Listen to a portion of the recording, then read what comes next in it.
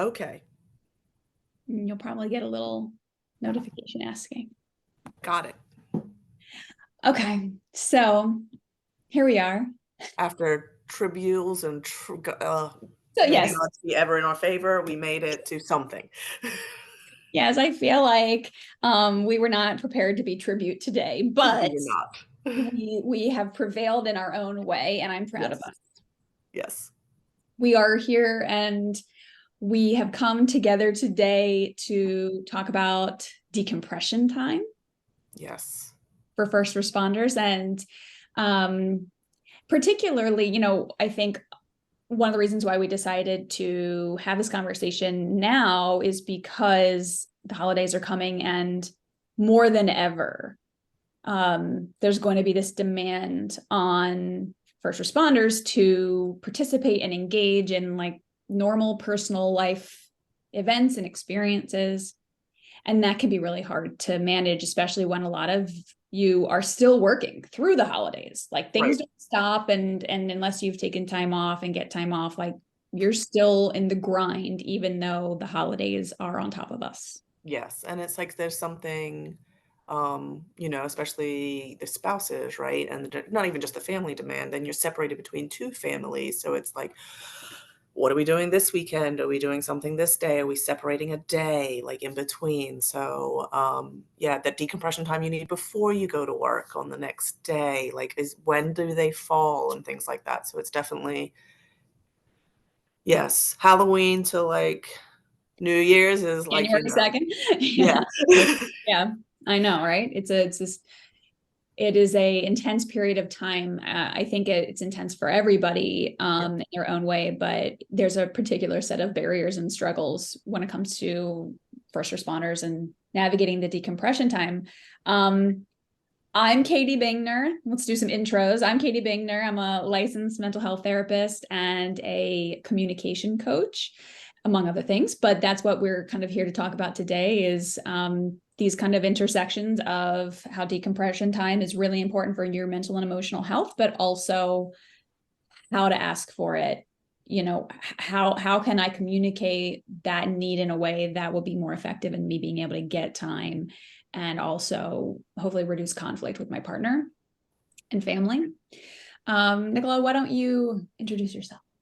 I'm Nicola Maguire, president of Responders for Pride and a first responder, again, among other things. But so I know exactly how that demand kind of sits on you for getting that decompression time and also your commitment to your family and wanting to make them happy and make the memories. So this is going to be I'm going to take something away from it, from absolutely sure. I hope everybody else can too.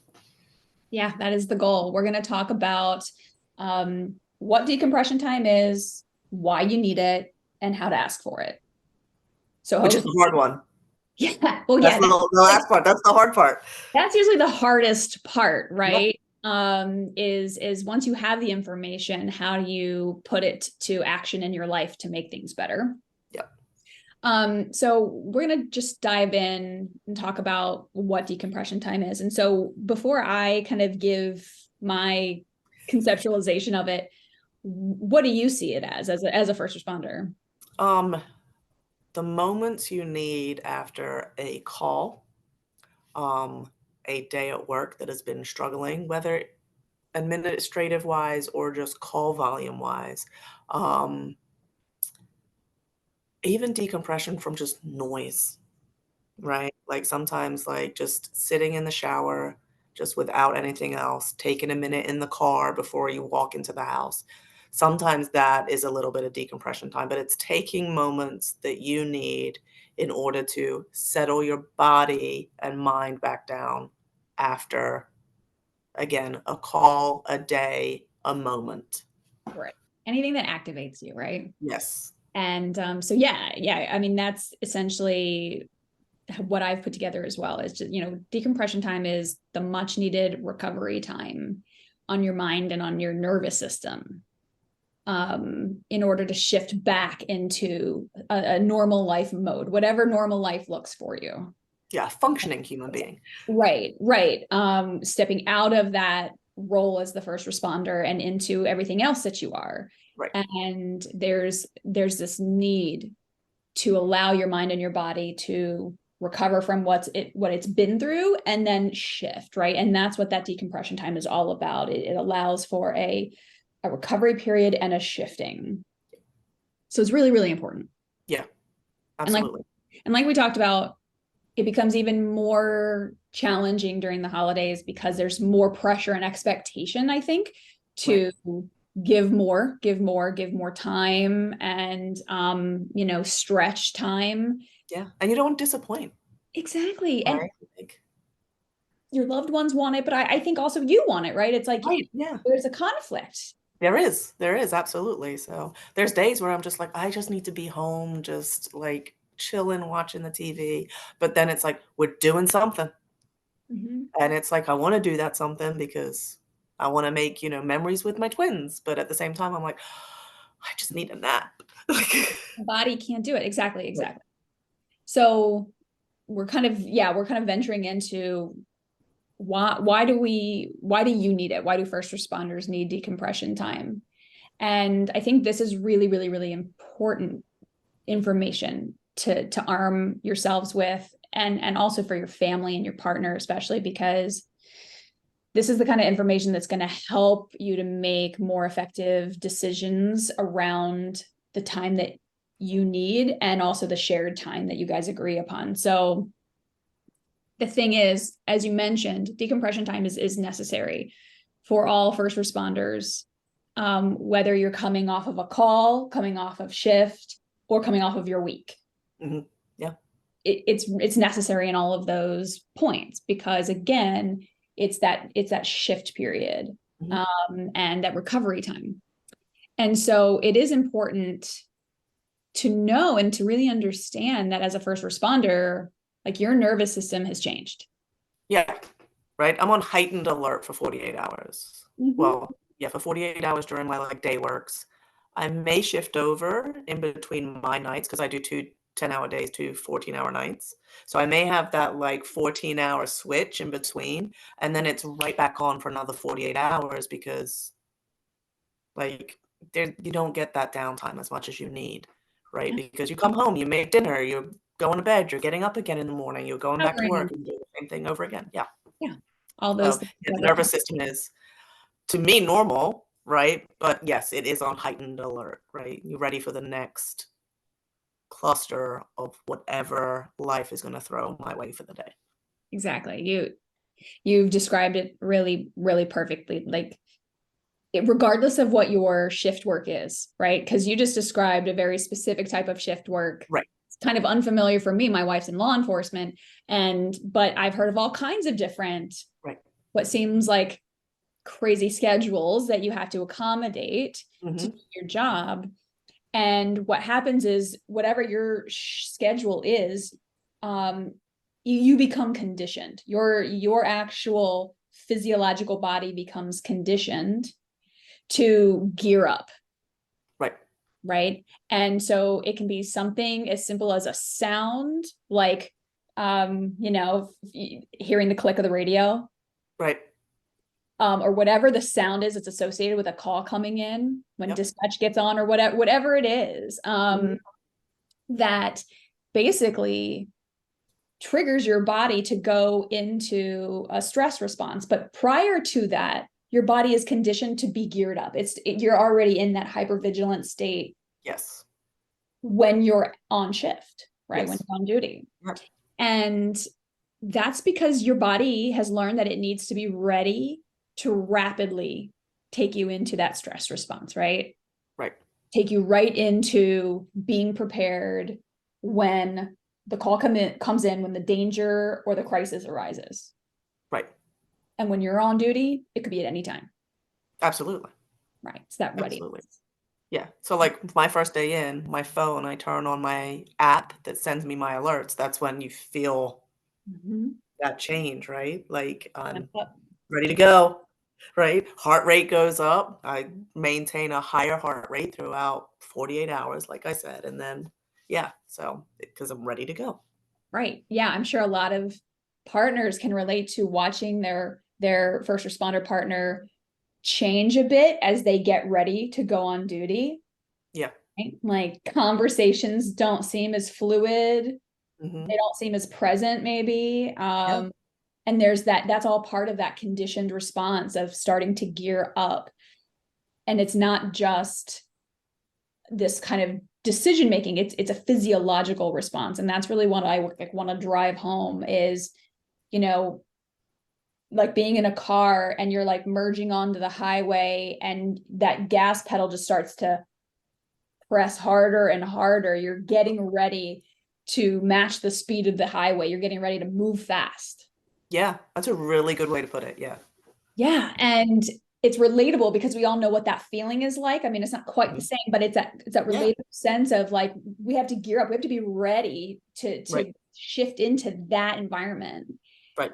And then, as we start to merge on, we have to make a decision. Mhm. And we get taught, like we get conditioned as drivers to hit the gas pedal if, like if we're merging on next to someone, it's like, boom, go. Yeah, yeah. And so we have to consider that your body, a first responder's body, is really going at a really high speed, maintaining that high level of energy Mhm. throughout shift. And it goes even harder when you're on a call. Yes, but we also have to remain like a duck, right? So we have to be all calm on the top while we're still going on the inside, right? So because we don't wanna freak out our patients, right? Or we don't wanna freak out the people that we're dealing with. So, yeah. Yeah, you gotta say that cool, calm, collected outside. Yeah. And so that's a tricky conditioning that we see. And what a lot of first responders, I think, experience, because when we're in that fight or flight, you know, that's kind of what it's traditionally known as, but I like to call it the stress response. When we're in our stress response, it can feel incredibly energizing Mhm. and powerful. And we might notice that we think more clearly and we react more quickly and swiftly. It can feel like we're in a super heightened state. Yeah, And that's great for on call, right? Like you need that to right, stay absolutely. alive. Yes. Like the situational awareness, we've gotta make sure we know what's going on around us. We need to know how to take care of our people. Like you said, police officers, right? They've gotta know situational awareness. Like, I mean, we do too, but like theirs is a little more heightened, right? Because of the situations that they're going into, a firefighter going into a burning building. Um, but for it does come down after the call, but it never completely Right. drops away, No, right? right. It's yeah, you kind of bounce between that vigilant, hyper vigilant state, but it's always going, you're always revved. Yep. And and that's thanks to our amazing nervous system, right? And Yeah. a lot of things happen in our stress response, but some of the things that happen that kind of create that hyper vigilant, ramped up energy inside is a release of cortisol Mhm. and a flood of epinephrine, which is also known as adrenaline. Right.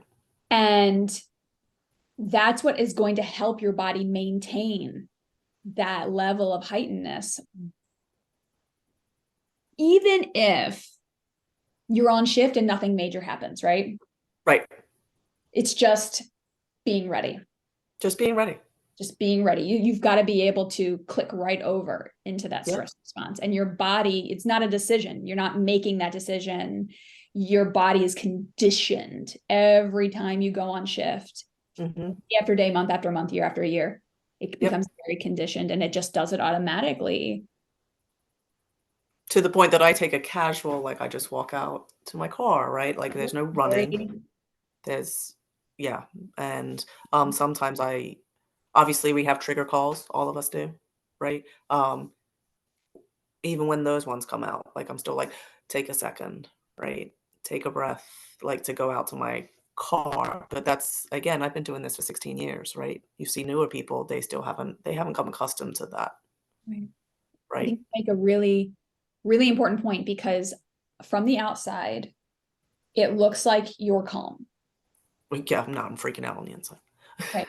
Right. It looks like you are in a normal state. It does, yeah. And it can be very deceptive for the people, especially in your life, thinking like you're just cold or detached or, why.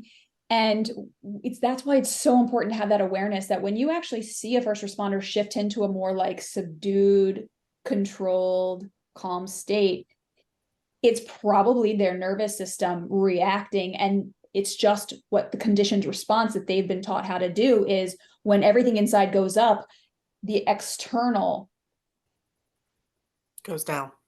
Yeah, solid. absolutely.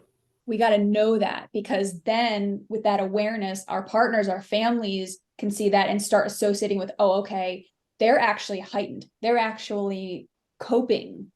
Yeah. Because I get told often I have no compassion. Mm-hmm. But I do, but I just bring it down.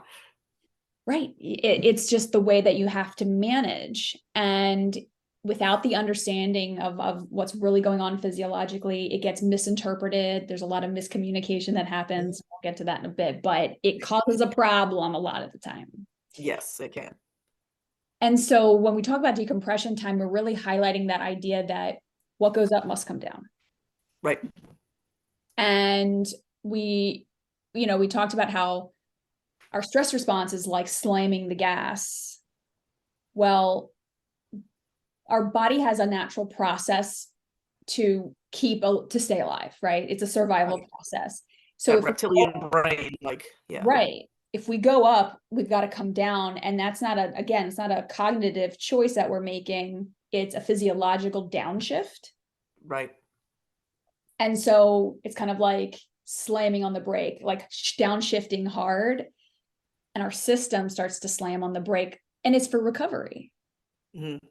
Like our body has to recover from all that dumping of all those hormones. Our digestion has to get back on track, because during the stress response, our digestion gets interrupted, among so many other things. Yeah. Our whole system needs to recover from that. And so we shift into what we would call you can call it anything you want, downshifting, or it's technically called a hypo-aroused state. Okay. But you can call it downshifting, or sometimes people say like it's just like my body, I'm just shutting down, shut down, right. Whatever relates to you, but and like how you experience it. But what it feels like, it can feel like numbness. Mm-hmm. It can feel like being or feeling disconnected from your body. Right. Like a complete dissociation. Right. Or the experiences that you're having, kind of feeling like you're a mile high watching it all happen. Mm-hmm. It can feel like being like just feeling checked out mentally. Yeah. Extreme fatigue is really, really common. Your body just literally wants to shut down and rest and go offline. It can also feel like a heaviness, like a physiological heaviness in the body. Okay. Or like a low vibration, like and some people even experience like a depressive episode. If they experience depression, like decompression time can contribute to the activation of depressive episodes, because our body is naturally coming back into that state that is similar to a depressive state. It's depressing, right? It's slowing. Yeah. What that might look like from the outside. And you can, if any of these sound familiar, zoning out in front of the television, but not really watching it. Nope. Yeah. Yep. Or putting on something that you've seen a million times, and so you're not, because I don't have to pay attention. Right. Yep. It's just like noise. Yep. Zombie scrolling. Oh my God. Yeah. Yeah. I had to put a limit on my phone because of the doom scrolling, like just going. And I was like, nope, time limit. Yeah. Yeah. And that you'll get lost in it, because again, you're not really present. It's that's kind of why I call it zombie scrolling. It's like you're just kind of like zombieing through it. That's a much better term for it. Yeah. Oh yeah. Well, you can call it whatever you want, but it's like I like zombie scrolling. I think it works. That Yeah, is like, that's what I imagine in my head, is like, you're not really alive. You're just kind of going through those yeah, motions, brains, right? right. Um, Isolating, it can look like isolating and just wanting to be alone and being alone, Mhm.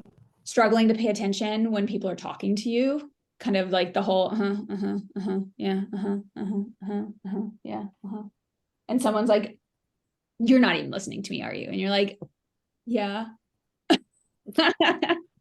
See, I have a really bad habit of I can listen and just do the uh-huhs too, and then I'm like, "What did I just say?" And I'll be like, "Blah, blah, blah, blah, blah." So, Oh, give me yeah, that time. yeah, but I could definitely feel that one, yeah. Yeah. Getting stuck in hours of gaming, that's one that I hear a lot from, like, uh first responder spouses noticing that their partner is just gaming for hours. Yeah.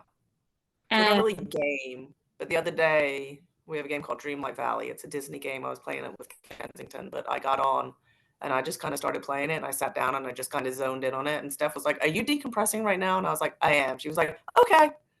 Like, so it worked out well, right? Like, yeah. So, yeah, it's yeah. it's something that gives you an escape, right? Mhm. And that's part of decompression, is not being present, is escaping the present, because the present often comes with those experiences of memories and flashbacks and triggers that activate our system. And so if we can kind of get out of the present, it feels like a more controlled, safe space. Yeah. And then also just excessive sleeping, which is kind of a funny term, because first responders are always sleep deprived. Right. So, like, that's the thing is like, so I can sleep in 4-hour increments, right? So, like, I can take a 4-hour nap. Oh yeah. Easy. Oh yeah. Easy.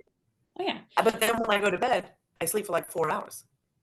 Like, Mm. my nighttime sleep is like 4, maybe 5 hours. So, but that's broken too. So, and then when I'm at work, like, night before work, I'm anxious, so I don't sleep before I go to work. The night before my shift starts, right? So, yeah, there's a lot of broken sleep. So, excessive sleeping is still broken, I would probably say, for most first responders. Well, let's say, and it sounds like your experience with sleep is a really good example of the different ways it can look. Like, for my wife, I've watched her sleep 24 hours easy, straight through. Yeah. And it's actually a built-in part of our agreed upon decompression time for her, is just being able to sleep coming off of her week for at least Okay. 24 hours. And she'll do it. And from my end, on the other side of the door, I'm thinking, how can you sleep that much? But Right. then when I ask her questions about the quality of her sleep, it can often sound like what you're talking about: broken up, Mhm. something wakes her up, takes time to get back to sleep. She wakes up because she's hungry, because she hasn't eaten in a while, has to have a Right. snack, right? And so it Yeah. winds up being realistically broken up. Yeah. But from a partner perspective, it's like you're just sleeping all the time. All day long. You slept all day long. And it's like there was never that solid 6 to 8 hours of sleep to have your body fully recover. Right. Yeah. Right. And it's just really important to keep, again, just keep building an understanding of the reality of that situation, and what's going on physiologically. And I think what a lot of us don't know, I know I didn't know, for a long time, is that our body takes about 18 to 24 hours to recover Mhm. from our activated stress response. And I so did what, not know that. yeah. And so when Yeah. you think about how first responders don't have any real, like, they don't have an effective decompression time between shifts when they're No. working. So Mm-mm. it's compounding all through their week. Yeah. And then when they get off shift, it starts to make more sense why they would need a whole day, more or less, Yeah. to actually kind of be human again, is Yeah. sometimes that my wife calls it. Yeah. Um, or whatever it is that you kind of categorize as being your normal personal life self. Yeah. Because I know after my 4 days, that first day off is not a day off. No, it's like that transitional period. You're still recovering. Yeah. The week is still with you in some regard, and like slowly dissipates as the hours Yeah. go by. Yep. So it's just not off shift, isn't just off. No. Not just done. No. Like, yeah, it's not. Yeah.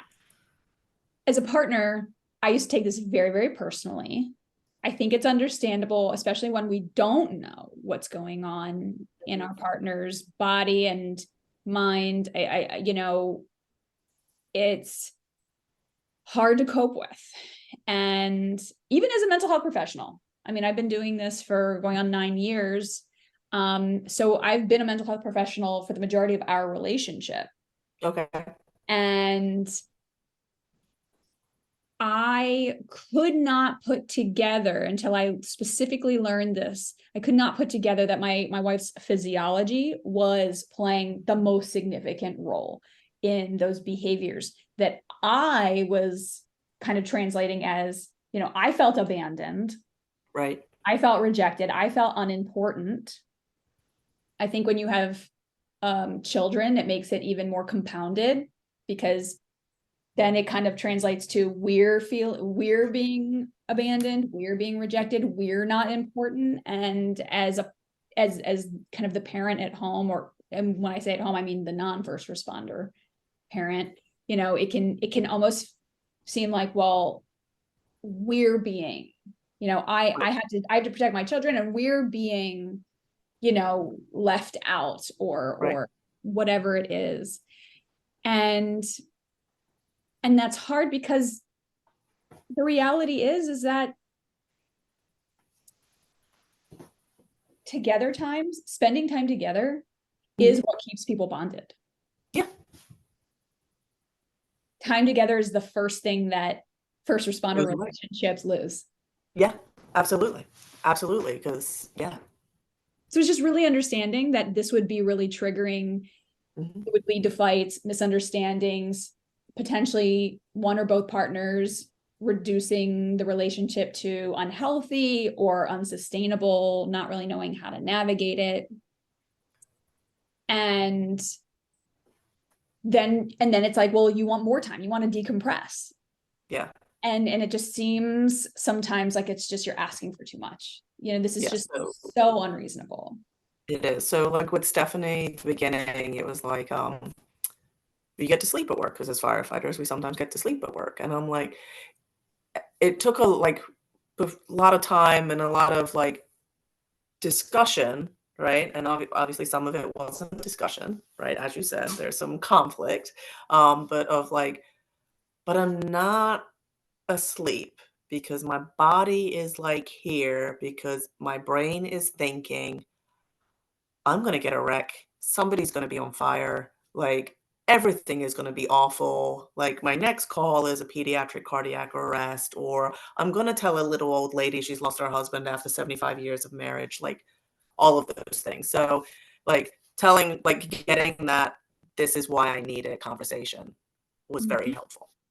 Yeah, it's pivotal. I think it's pivotal for the first responder relationship to be able to sustain and survive, is really being able to understand what is happening and what the job puts them through, and the spillover that then can occur at home, and then how to navigate that. Yeah. We've only got 10 So minutes how do we left. talk to our spouses effectively? Yeah, I want to make sure that we talk about that, because Yeah. we need to be able to set realistic expectations, right? And we need to be able to build more empathy and compassion for each other, because everybody in a first responder relationship is making sacrifices all the time. Absolutely, yeah. And we need to know how to address problems when they arise quickly and effectively, right? And so I start with education, and that could be just watching this video together, or sending this video to your partner, or just giving a little bit of education and base knowledge of, this isn't personal, this is something that's happening that we both need to kind of work together to navigate. Yeah. And there's a lot of books out there that are great that could be, I think, very useful. One that I really recommend is called Hold the Line by Okay. Cindy Doyle. She also has a podcast called Code for Couples. Okay.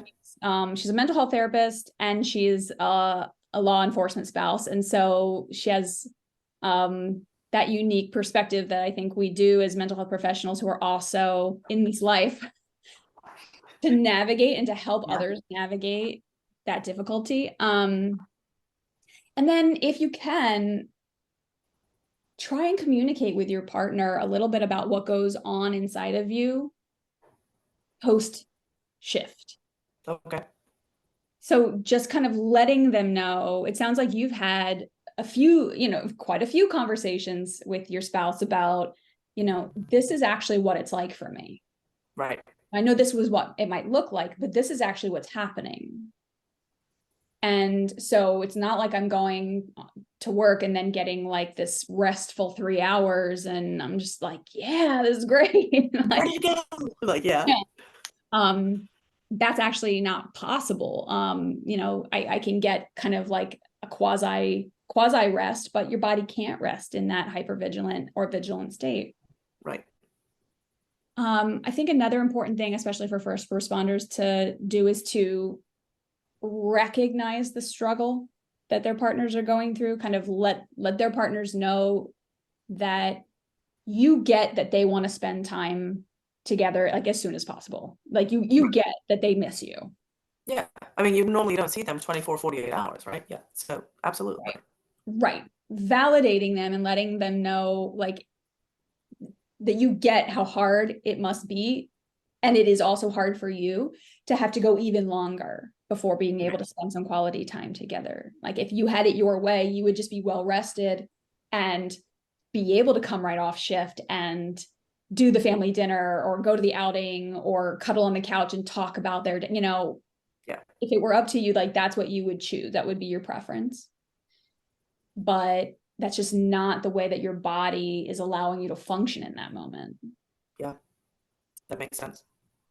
I think acknowledging your partner's patience, even if it seems quite minimal, can go a long way. Yeah. Just recognizing that they're patient all week and they're doing so many things while you're on shift, doing your things. And because I think a lot of times partners can start to feel invisible, right? That's like that unimportant Right. energy. And Yeah. so just acknowledging that, I think, goes a really long way. And then you want to identify this collaboration as like a mutual goal. Like you want to be clear that you also want to maximize your quality time together. Absolutely. Right? It's important to you too. Highlight Yeah. that you want your time together to be quality. You want it to be meaningful. Yeah. And how building in decompression time is actually the key to that. Because it allows me to be more present. Right. Right. Instead of the zoning out conversations. Right.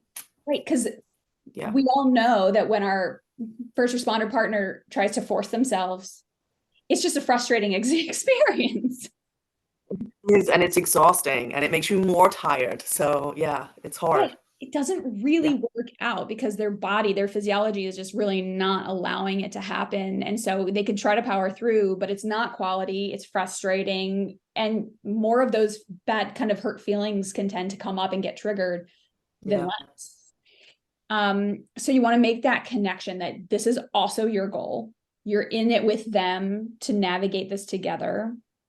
And so you might say something like, if I'm able to get blank amount of decompression time when I get off, either for the day or for the week or whatever, to recover, then I'm going to have more energy and I'm going to be able to engage with you better and be able to stay more present with you when we are together. And letting them know that like that's what you are committing to doing, is that you get your decompression time and you're committing to showing up and being present, even if it's hard, even if Right. you are still tired, like even if it is still a struggle, which I think it oftentimes is, but it's that compromise and that negotiation that we want to lean into. You know, my partner's giving me that extra time to decompress unbothered. What can Right. I then give back as an Right. appreciation? Absolutely. Yeah. So, Because it so is a two-way. There's a lot of sacrifices both ways, like you said. So yeah. I exactly. wish I had that conversation 16 years ago because it would I have know, right? saved me a lot of time, right? Yeah. I tell people 5 years of just like nightmares and fighting and all that. Yeah. It was just, there's so much pain and hurt and struggle that could have benefited a lot from having this awareness and having these conversations and being able to meet each other in some kind of compromise. And so another thing that I think is important is having conversations around what decompression time will look like on normal weeks, normal. Right. Yeah. And then also having time to check in about how decompression time should change in either direction Hmm. if the week is not normal. So like if your first responder has 2 days out of their 4 days on shift out, off, then it would be reasonable to expect that the week doesn't look exactly like it always does. Right. Yeah. And but a conversation needs to be had. Otherwise, I find in my experience, my wife will just be like, but this is how we do it.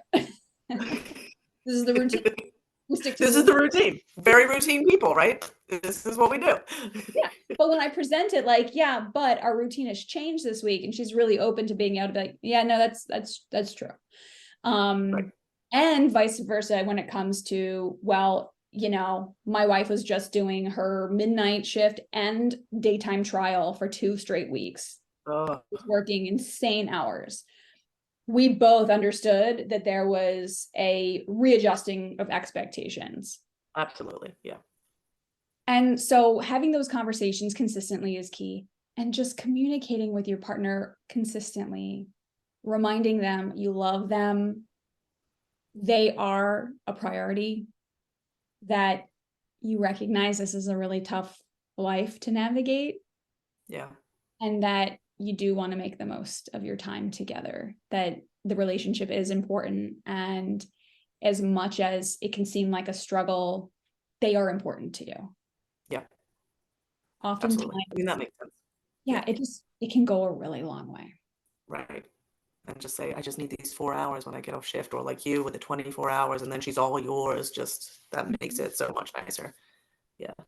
And it doesn't Oh, eliminate struggles, but it can really reduce that buildup and make things so much more manageable and more sustainable in the relationship and for both people. right. Yeah, that sounds, I mean, it sounds, when you put it all like that, sounds very simple, right? And again, I wish this was a conversation I had like 16 years ago because it would have been so much easier. So yeah, it makes total sense. All about practice, right? So we're about to Right. run out of time, So but this was as awesome. always, great conversation. Yeah, this is great. Yeah, And I'm so glad we got to talk about it. I hope it helps everybody. me too. It may have taken some trials and tributes to get here, but we got it done. No, high five. All right. Take care, Nicola, and take care, everybody. Take care, everybody, and we'll talk to you again soon.